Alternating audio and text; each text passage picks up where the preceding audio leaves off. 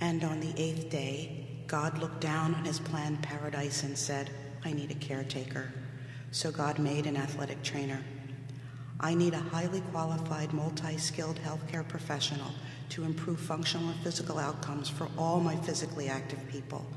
So God made an athletic trainer. God said, I need someone to come in for 3 weeks in the blistering August heat while the rest of the faculty is finishing their summer vacations.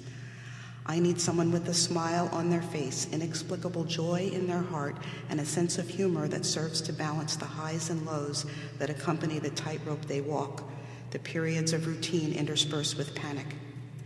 They need to start at 6 a.m., work for 3 hours, do therapeutic treatments, grab a snack, and do it all over again 2 more times every day.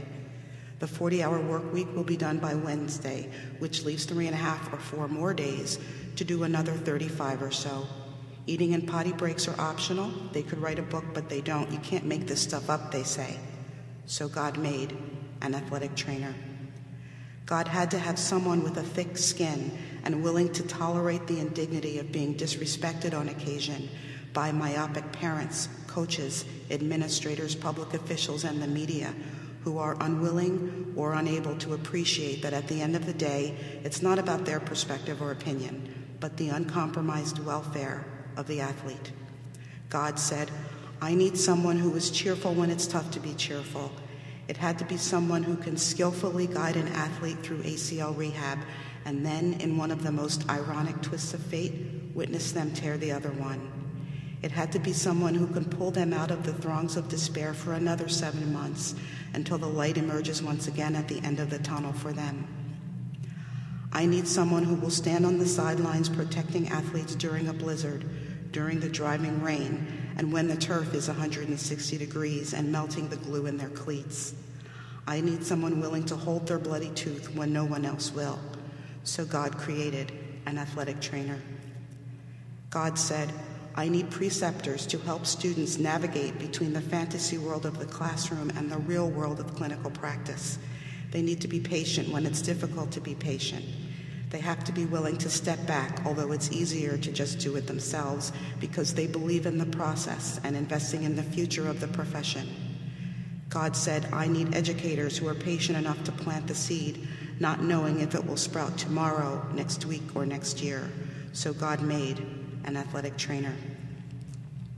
It had to be someone whose resolve is unwavering, someone willing to fiercely protect the bodies and brains of multi-million-dollar athletes who are the future leaders of our great nation and the world, even though they will not be millionaires themselves. So God made an athletic trainer. God said, I need someone who can bargain, barter, and spot yard sale crutches at 35 miles per hour, someone who's resourceful enough to fix most anything with a coat hanger, a Leatherman, and a roll of tape, because if it can't be taped, it can't be helped. I need someone who is a cross between a magician and a circus performer, who can select all the balls that should be in the air and do so much with so little. So God made an athletic trainer. God said, I need someone strong enough to run through an airport at breakneck speed, hauling a 30-pound kit to make the team connection at the farthest gate from where they disembarked. Someone with the steely resolve to pull out all the stops when faced with the worst day of his professional career, when a life hangs in the balance. It had to be someone gentle enough to steady an unstable C-spine on the field and hang on with support and inspiration for the better part of a year as the strapping young man puts one foot in front of the other until he walks again.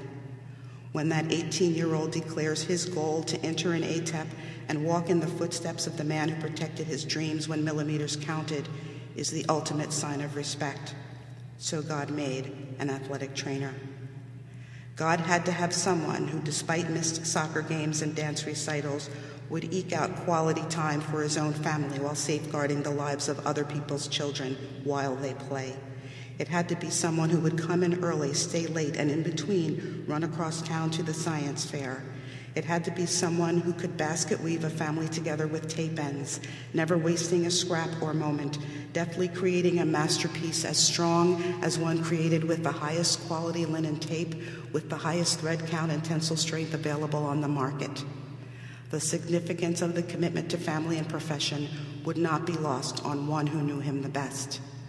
Was it a surprise that the girl child who grew up sharing him with countless numbers of athletes was also watching his dedication, passion, and respect for the profession? She demonstrated her admiration for all that he is and all that he does when she said that she wants to spend the rest of her life doing what Dad does. So God made an athletic trainer.